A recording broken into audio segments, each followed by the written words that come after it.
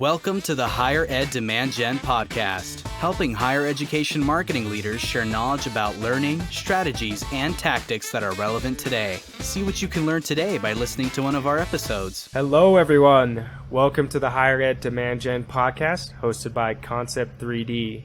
Before we jump in, I'll give a quick explanation about what Concept 3D does. Concept 3D helps bring your campus to life virtually. We have served the higher education community for over a decade with our award-winning interactive maps and virtual tours. Improve your campus communication, student engagement, and recruitment with our powerful location-based virtual solutions. My name is Shiro, and I will be your host today. I am currently the Director of Demand Generation at Concept 3D, and I'm currently speaking from my home in Silverthorne, Colorado, which is a little mountain town about an hour west of Denver. And today, I'm super excited to have Curt Dirks join us today.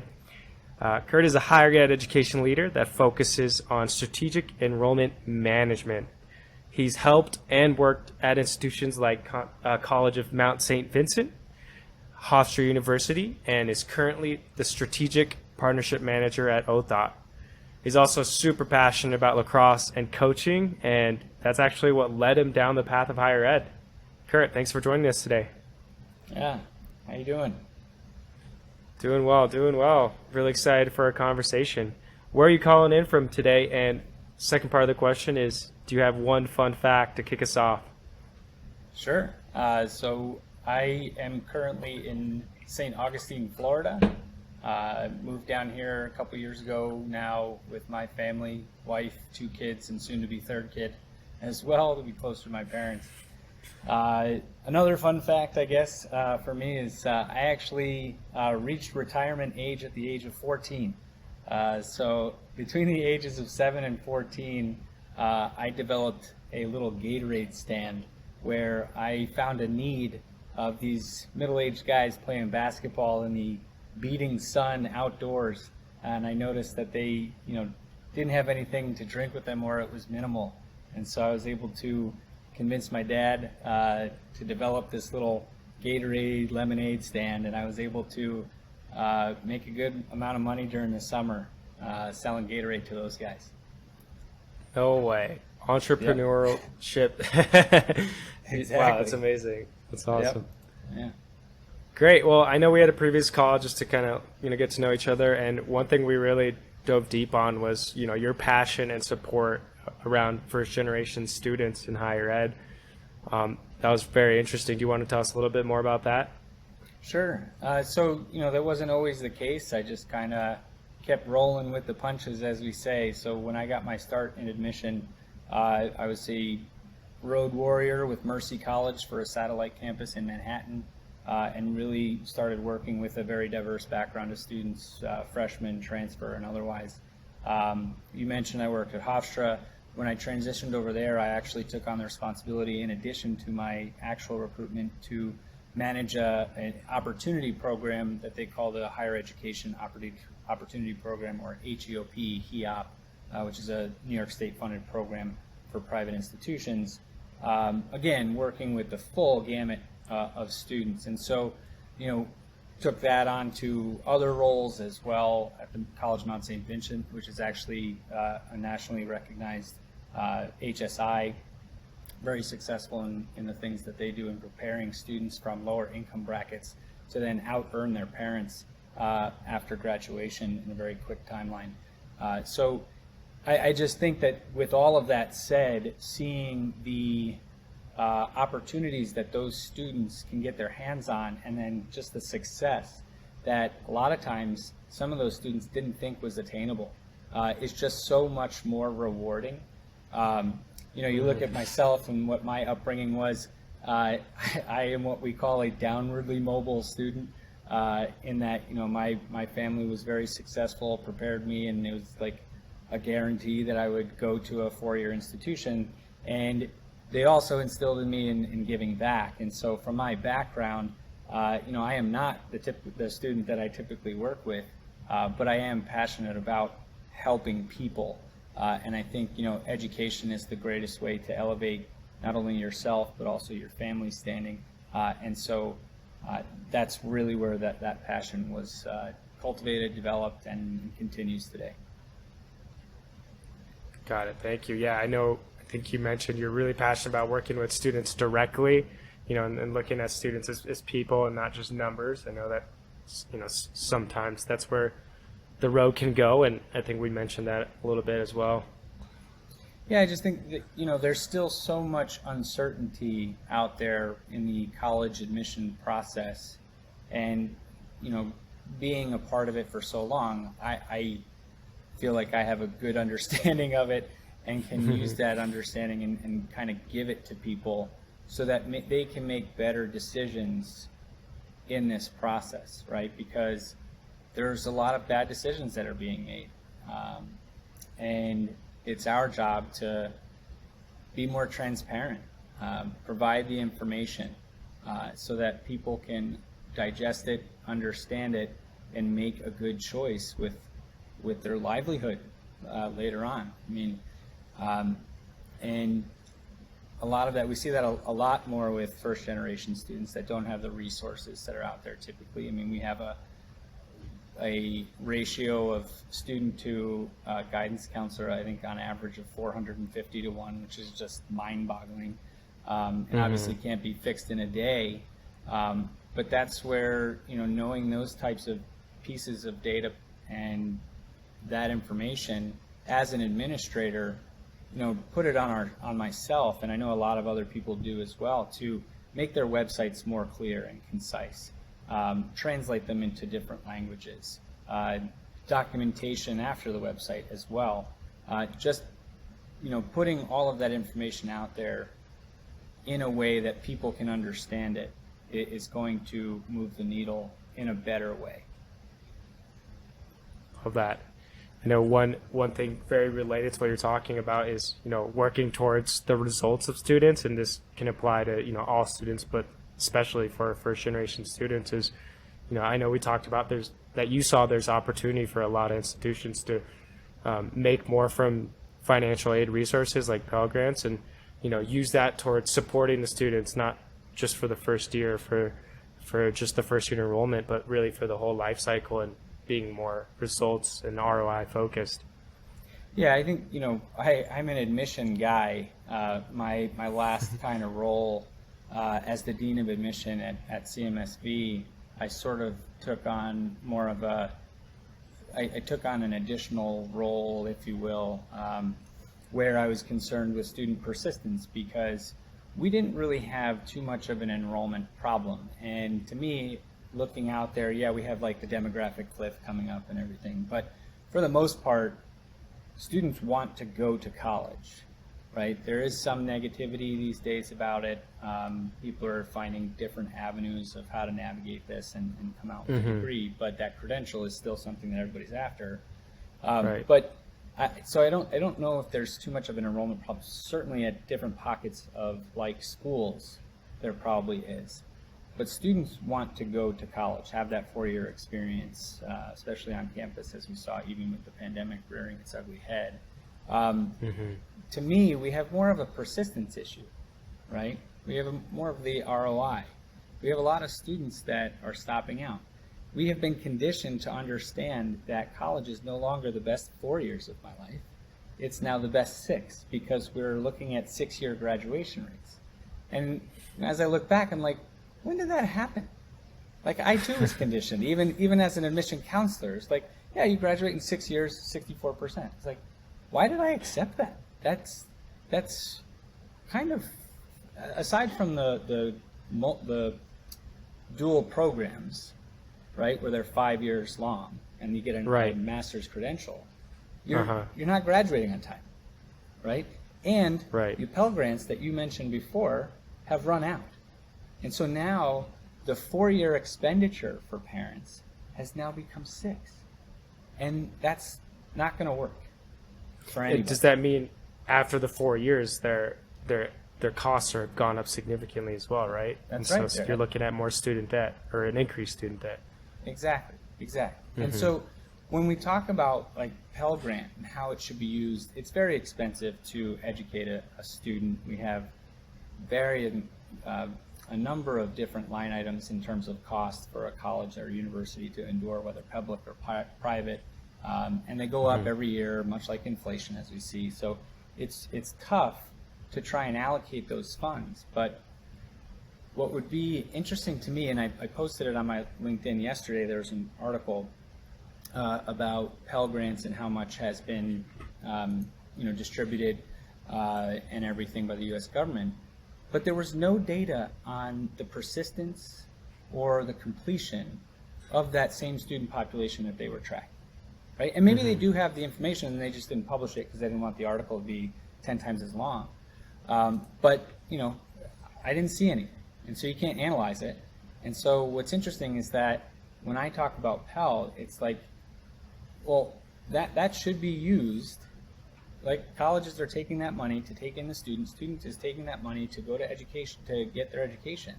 And a lot of them are stopping out, right? We have a 46% of the adult population of the U.S. has a bachelor's degree. 46%, right? So we have so many stop-outs. We have stop-outs, dropouts, whatever you want to call them, right? Those are two different populations of students. We are failing. That, to me, that's an F, right? That metric should hopefully be in a passing grade at some point, somehow. And so that's really what we got to fix. Wow. Okay. Love that. And do you happen to know statistics around like students that do receive financial aid? Is the dropout rate higher or lower than regular students? Across the board, I would not know. From my experience at the Mount and Hofstra, it varies. It varies, right? Some students will have extenuating circumstances beyond finances, but finances is by and large the number one reason as to why students stop out or drop out completely. And yeah, it's unfortunate. What do you think? Admissions, marketing, recruitment, enrollment marketing teams. What do you think they could be doing better to help support this, or maybe it's a communication issue? Yeah, certainly that's a piece of it, is communication, timely communication, whether it's clear, concise, and if it's standard as well. If you've got one college telling you one thing, another college telling you another thing, that's gonna muddy the waters as well in the decision making to go to a school.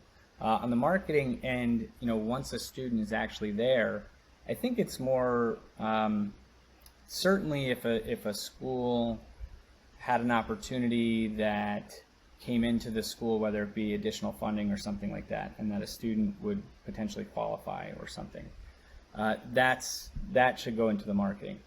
Stipulations and the fine print, if you will, about scholarships, and if a student drops below a certain qualification metric, like what their plan is, right?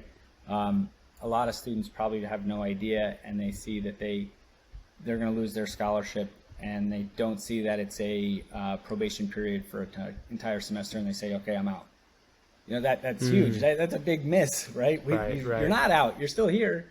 Right. But a lot of people have that misconception. So that's definitely where marketing communication can come into play. And then obviously with the resources on campus, it's really important, hopefully, to have those technologies that can create early alert systems, right? For not only the administrator, but also the student as well.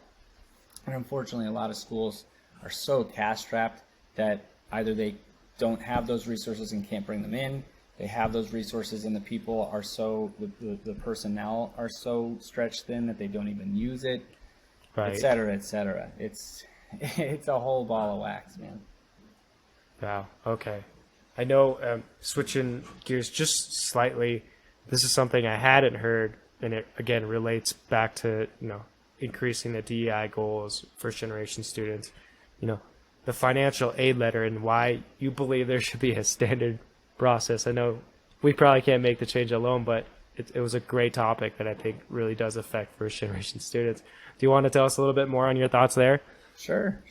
I mean, even if you did it state by state, maybe you could, compartmentalize right, it and have some champions, right? But that kind of goes back to just, my experience in New York and seeing competing offers from schools in other states or even within the state, and the practices that the financial aid offices would go through to then cultivate a letter, where you had a letter saying one thing and a bottom line for a student, whether they be first generation or not, and then they'd have a similar letter to a school 20 minutes away, and it would be a completely different bottom line. And both schools are relatively the same. They're both private, let's say, or they're both public, but there's two different line items, and it's like, what's going on here? That shouldn't happen. In my opinion, there should be a standard, right, where, and this is kind of shooting from the hip a little bit because I don't know the nuances. It's college to college, right? But if we could require the bucketization, if you will, of aid, and then what actually goes into a bottom line, I think we're getting somewhere, right? That's a good start, right? Here's your institutional aid, and in that letter you say you do not have to pay this back, right? And then you have your state and federal aid that is either in grant money, you do not have to pay this back. And then you have the loans if you were to enroll in these, all of that stuff. And there's language around those, but it oftentimes comes on the second page, right? And people are so tired of reading through pages and pages, and they hopefully shouldn't. They should read through this kind of stuff because it's really important. But when they see a one-sheeter, a lot of times, sometimes what I would find is our school would offer an amount, and we would give the bottom line. And then we'd give a second bottom line that included other loans or those types of things, and a verbiage on what that entails to get your bottom line to $0. And then we'd have a competing school saying your bottom line is $0.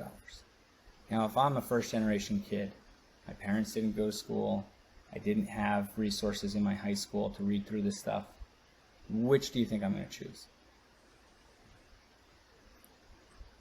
The one that says 0 to you. Right, exactly. But little do you know, that entails a much larger loan at a much larger interest rate for you, or potentially mom and dad, right? And we keep talking about this $1 trillion. I don't even know what the figure is these days. Maybe it's multiple trillions on student debt. We haven't even talked about parent debt or graduate student debt. Forget it. It's insane how little